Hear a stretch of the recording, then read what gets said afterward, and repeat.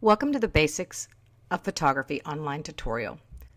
This course is brought to you by Creative Online School. Greetings, my name is Barbara. I have been a photographer for 18 years and I will be your instructor. In this course, you will learn the basics of photography, including what is photography.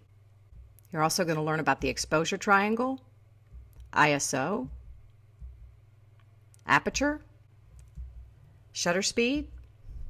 You're going to learn about JPEG versus RAW, light metering, and more. So what is photography? The literal translation of photography means drawing light. Most don't associate photography to drawing with light, but they should. As you will find in this course, photography is all about the light. As photographers, our biggest challenge is light. And there is so much to know about light, the quality of light, the color of light, the direction of light, and a lot more. The impact of photos are amazing. Our brains process visual images 60,000 times faster than written information. And through photography, we preserve history. Our children walking and taking their first steps, endangered animals, decaying buildings, times of war, and times of passion.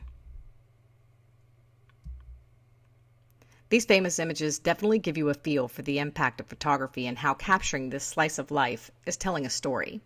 It gives us a sense of what's past and of history.